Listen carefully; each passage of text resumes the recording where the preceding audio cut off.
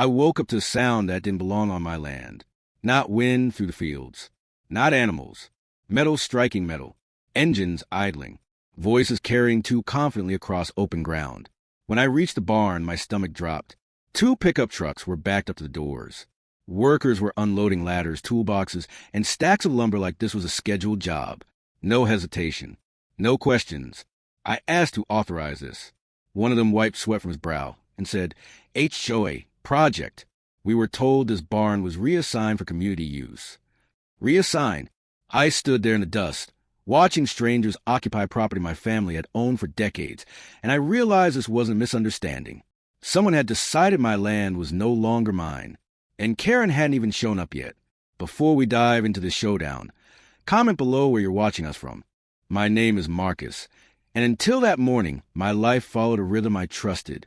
I lived just outside a growing American township, where farmland and new developments rubbed shoulders uncomfortably. My family's land sat at the edge of that friction. Open fields, a weathered barn, and a gravel access road that predated most of the houses nearby. I didn't live loudly. I didn't involve myself in neighborhood politics. I believed that if you stayed on your land and respected boundaries, the world generally returned a favor. That belief cracked the moment strangers stepped into my barn without asking. At first, I thought it was a mistake. 5 workers, ordinary men in faded jeans, work boots, and sun-worn caps, were already inside, unloading equipment as the day had been scheduled weeks in advance. Lumber stacked against my barn wall. Toolboxes scraped across concrete. The sound of drills echoed where there should have been quiet. I raised my voice, asked to authorize them.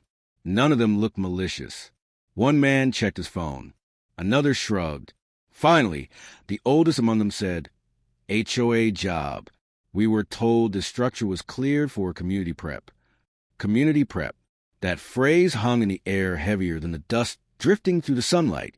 I told them calmly they were on private property and needed to stop work immediately.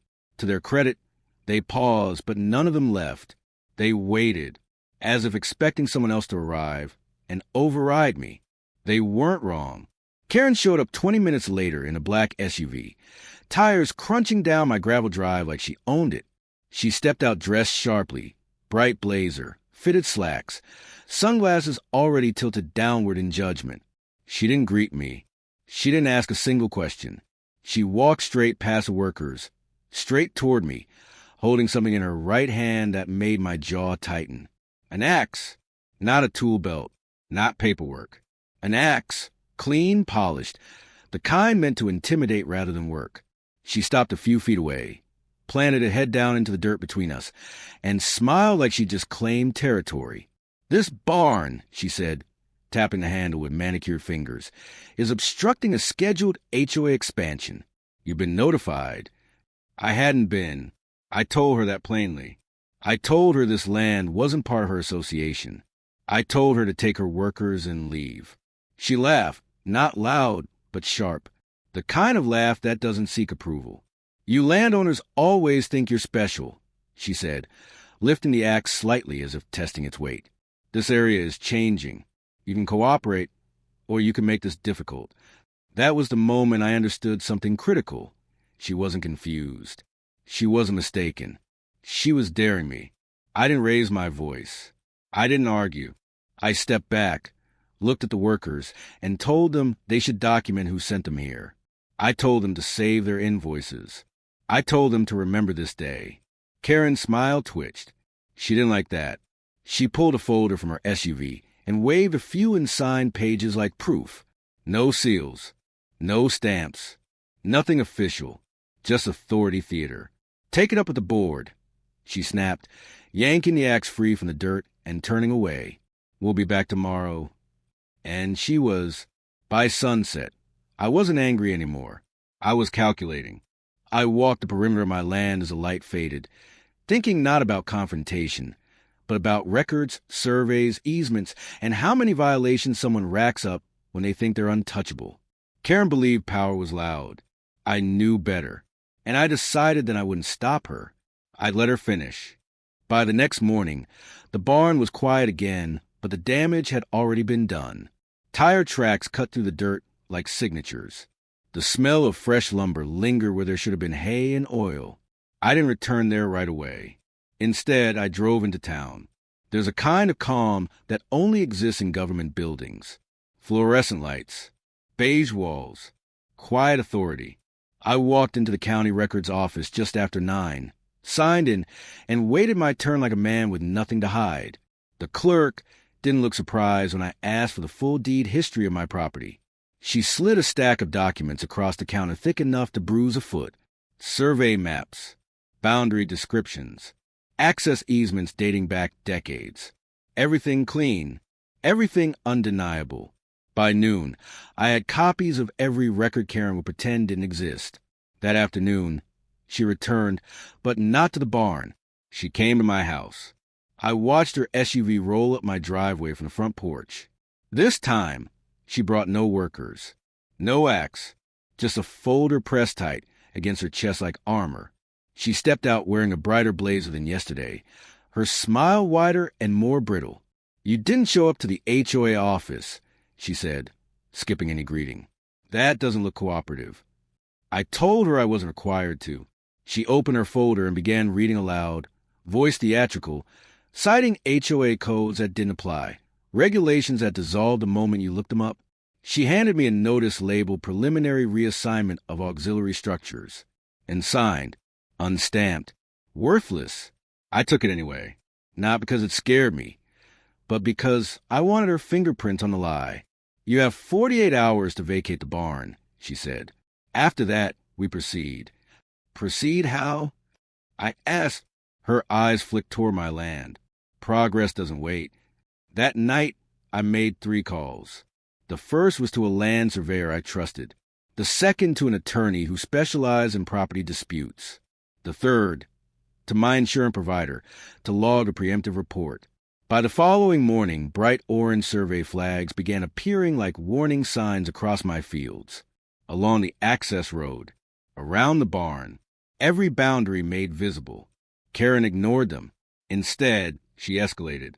I came home to find a temporary sign hammered into the dirt near my driveway. Future Community Storage Site, Willow Ridge HOA. That's when I realized she wasn't just trespassing anymore. She was branding my land. The next day, workers returned, not the same ones. A landscaping crew this time. They were told to clear brush near the barn, prep ground, mark parking zones. I documented everything. Photos, timestamps, license plates. Karen arrived shortly after, clapping her hands like conductor directing an orchestra. "Don't stop on my account," she said loudly, eyes never leaving mine. "We're improving the neighborhood."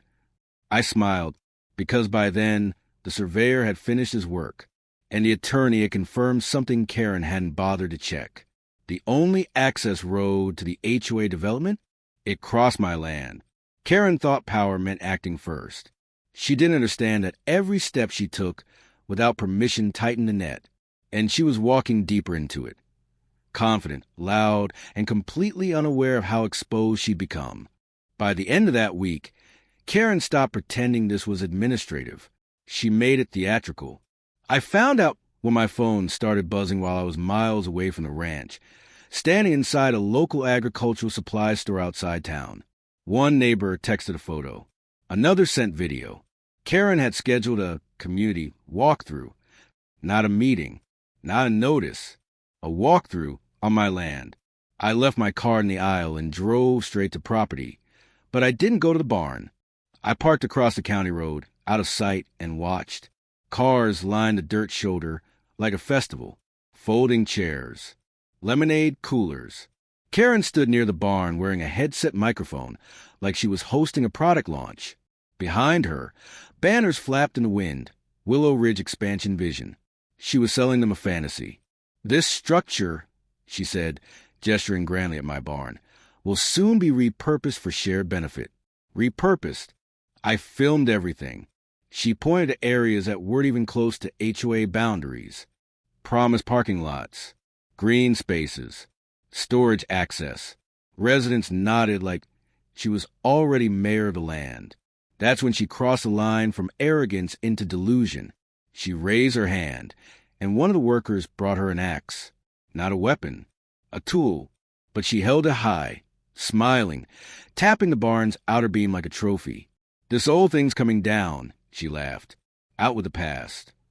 I stepped out then, not angry, not shouting, just walking. The crowd turned when they saw me. Phones rose instantly. "Karen," I said calmly, "put it down." She froze, axe still in hand, then grinned wider. "You're late," she said. "This is already approved." "By who?" She waved vaguely. "The board. The process." I asked her to show the permits. She didn't have them. I asked her to explain why survey flags were being removed. She said they were temporary decorations. That's when I held up a printed map, laminated, official, stamped, and silence fell. I didn't argue. I didn't insult her. I just explained, line by line, boundary by boundary, road access included.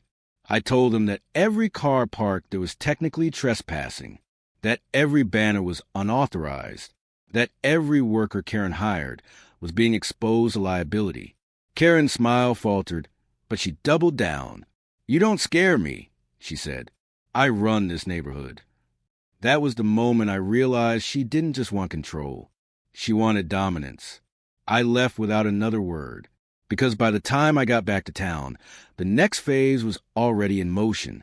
The following morning, Pete, the surveyor, returned, this time with county observers. Bright vests, clipboards, cameras. They remarked every boundary Karen had ignored. She showed up screaming. I wasn't there, but the footage told me everything.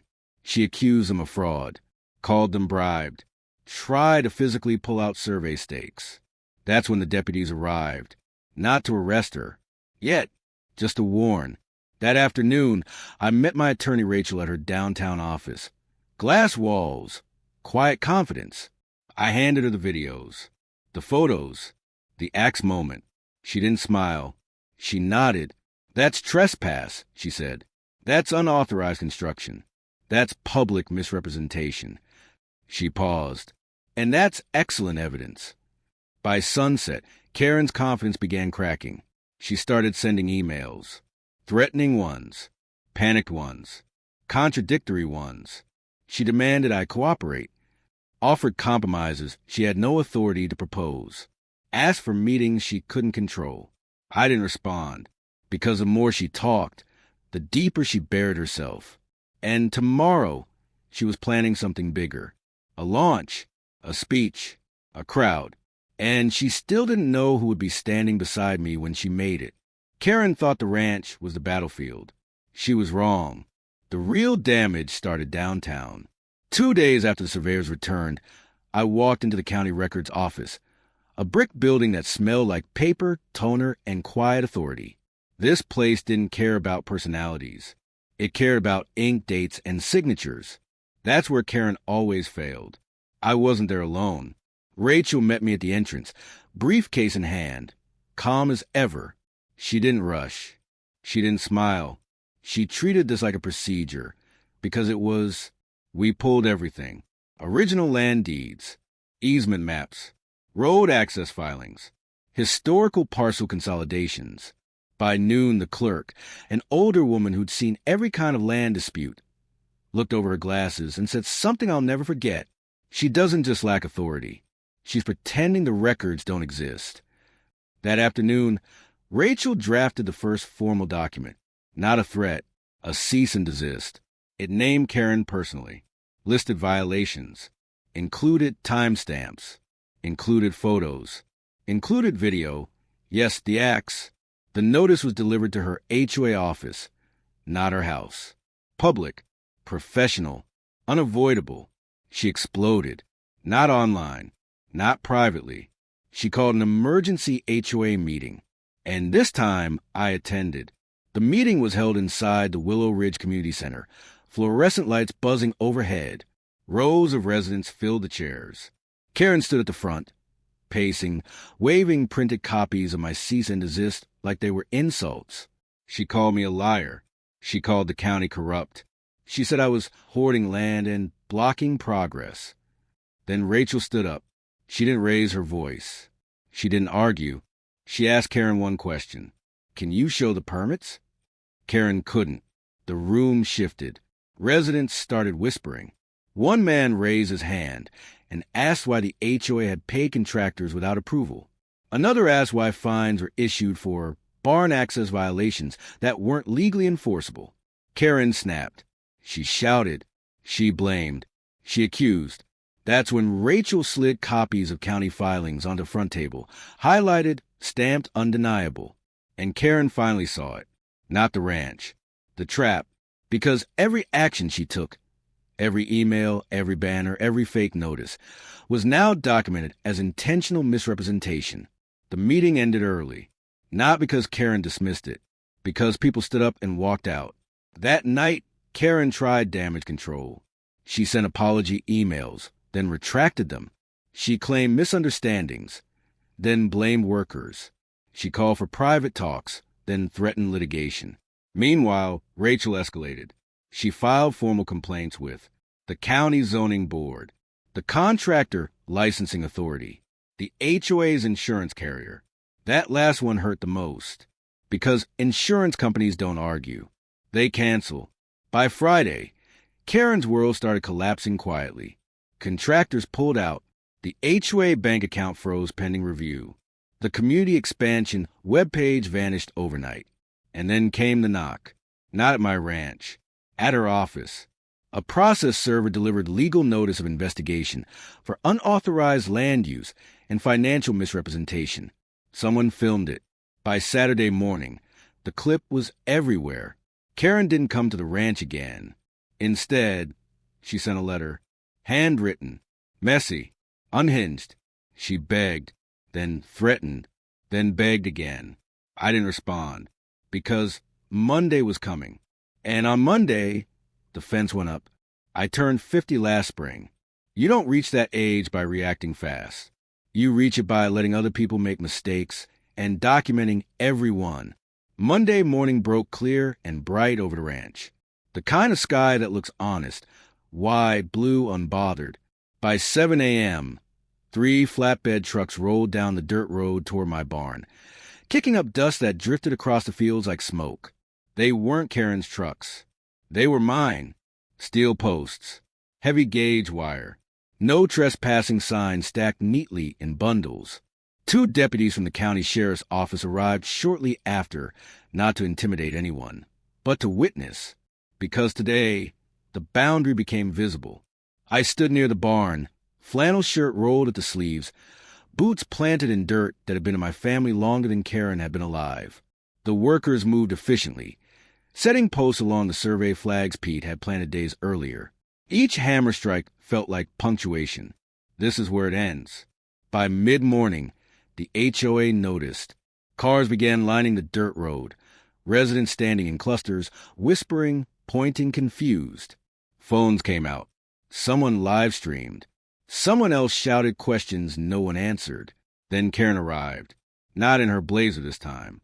She stepped out of her SUV wearing sunglasses, jaw tight, lips pale. Her short blonde hair was pulled back too tight, like she was trying to hold herself together by force alone. She marched straight toward the fence line and stopped because the deputies were there. Karen shouted anyway. She accused me of blocking access. She accused me of retaliation. She accused me of creating hostility. One deputy calmly informed her the fence was legal. The other asked her to step back. She didn't. She crossed a line. That was her mistake. The deputy took her arm, not roughly, not aggressively, and guided her back. Cameras caught it. Every angle. Every reaction. Karen's voice cracked as she yelled about lawsuits and corruption and power. But power doesn't yell. Power documents. By noon, the fence stretched across the road she'd falsely claimed as community access. A gate followed, locked, signed, unmistakable. On the barn doors, the fake HOA notice came down and was replaced with something simple. Private property, no trespassing. Karen stood across the fence, shaking. And then the second blow landed. A white pickup pulled in behind her SUV. Insurance adjuster. Not mine. Hers. I didn't hear what they said. I didn't need to. Her posture collapsed halfway through the conversation. She took off her sunglasses, covered her face, looked around as if someone might rescue her. No one did. By late afternoon, the local news arrived, not because I called them, because someone else already had. They filmed the fence, the deputies, the signs. They replayed footage of Karen's earlier claims, then cut to county records proving she lied. The headline wrote itself. Karen left before the interview aired, but the damage stayed. Over the next few days, the HOA unraveled. Contractors demanded payment. Residents demanded explanations. The insurance company suspended coverage pending investigation. Karen sent emails, long ones, emotional ones, contradictory ones. I didn't answer. Instead, I installed motion lights, cameras, a second gate, and a final sign at the entrance road. No HOA authority beyond this point. Thursday evening, I received a voicemail. Her voice sounded smaller. She said she wanted to talk like adults. She said things went too far. She said she didn't realize how serious this was. I deleted it because Friday night, something better happened. An emergency HOA meeting without Karen. I didn't attend. I didn't have to. By Saturday morning, Rachel called me. They voted, she said. She's out. Not suspended. Not reviewed. Removed. Karen lost her title in the same room where she once waved fake authority, like a weapon. People stood up and voted her out, one by one, not angry, just done. That evening, I walked the fence line alone as the sun dropped low over the fields. The barn stood quiet again. The land breathed the way it always had. Karen thought control came from shouting. She never learned that real ownership doesn't make noise. It just stands there, unchallenged. Karen didn't disappear after she lost the vote. She unraveled. Monday morning, I found the first letter taped to my gate. Handwritten, slanted, too many exclamation points. She accused me of engineering her removal, of weaponizing the county, of destroying community harmony. By Wednesday, it escalated. Certified mail. Legal threats without lawyers' names. Printed screenshots of Facebook comments circled in red ink. I didn't open most of them. Instead, I drove into town. The county offices sit 20 miles east, a squat brick building that smells like paper and old coffee. I met with the zoning director, a man who had already seen Karen's name too many times in the last month. He slid a folder across the desk. Inside were violation notices Karen had ignored for years. Unpermitted structures, misuse of HOA funds, falsified boundary claims. Things she'd buried under intimidation and noise. All yours, he said. Public record. On the way out, I passed her. Karen stood in the hallway, pacing. Phone pressed her ear, voice sharp and frantic. She froze when she saw me. Her eyes flicked to the folder in my hands. For the first time, she didn't shout. She whispered, "You think you've won?" I didn't answer, because winning doesn't argue. That Friday, she tried a different tactic. A meeting, not official, not sanctioned. She rented a church hall just outside the HOA boundary and invited residents to hear the truth. Folding chairs, a projector, handwritten agenda. I went, not to speak, to watch. Karen stood at the front, purple blazer wrinkled, voice strained as she spun a story about betrayal, about outsiders, about one man trying to strangle the neighborhood. She never mentioned permits, never mentioned deeds, never mentioned the fence was legal. When residents asked questions, she deflected. When they pushed harder, she snapped. By the time the meeting ended, half the chairs were empty. The following week, she crossed the final line. Someone tried to cut the fence. Not well, not cleanly, just enough to leave evidence. The cameras caught everything. The sheriff didn't hesitate. Karen was cited, not arrested, but charged. Trespassing, vandalism, interference with private property. She showed up to court alone. No board, no supporters, no confidence. I sat across the aisle, hands folded, calm. The judge didn't look impressed. Karen tried to speak over him. He shut that down.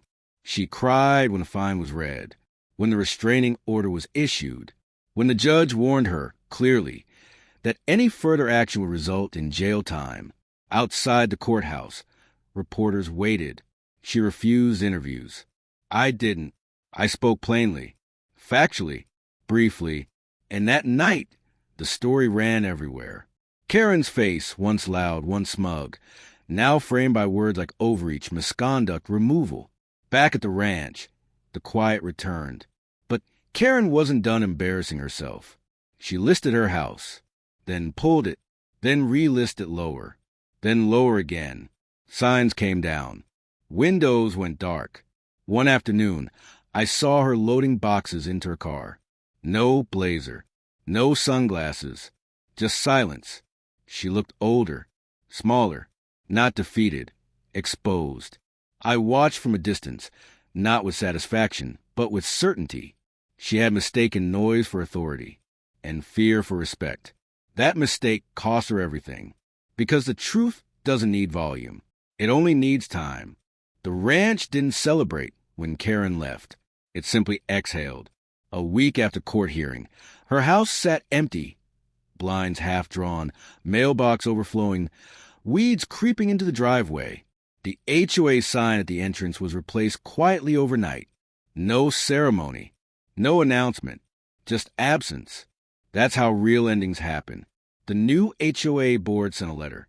Not defensive, not legalistic, apologetic. They acknowledged boundaries, admitted fault, promised reform, requested a meeting, not to negotiate land, but to apologize in person. I agreed. We met at the town library, not the ranch. Neutral ground, fluorescent lights, folding tables. 6 people who looked tired of pretending. They spoke carefully. They listened more. One man admitted he'd never questioned Karen's claims because she sounded confident. A woman confessed she'd been afraid to speak up after seeing how Karen treated dissent. I told them something simple. Land doesn't care who yells loudest. That ended the meeting. Back home, the barn returned to its purpose. Hay stacked neatly. Tools hung where they belonged. The fence stood firm, not aggressive, just clear. Months passed. The gossip faded. The cameras came down. The land stayed. One afternoon, I received a final envelope. No return address. Inside was a single sheet of paper. No letterhead. No legal language. Just a sentence. I didn't know where the authorities stopped until I lost it. No signature. I burned it in the fire pit behind the barn. Because closure doesn't come from apologies. It comes from boundaries that hold. That fall, I hosted a gathering. Not a protest, not a victory lap. Just neighbors, friends, and a few former HOA residents who wanted to see the land for what it actually was. Quiet, wide, honest. Kids ran along the fence line. Adults leaned against trucks, talking about crops, weather, plans. No one argued ownership. No one questioned it. As the sun dropped low, I stood near the barn doors and watched the lights settle across the fields. Karen believed control came from titles. She never understood that real power is invisible until it's challenged, and immovable once proven. The ranch remained. And that was the only ending it ever needed. If there's one thing this whole ordeal taught me, it's this. Authority without truth always collapses under its own weight. You don't win these battles by shouting louder. You win by knowing where you stand and letting the facts speak for you. If the story made you think, or reminded you how important boundaries really are, take a moment to like the video, share it with someone who's dealt with HOA overreach, and subscribe for more real, grounded stories where patience beats power every time.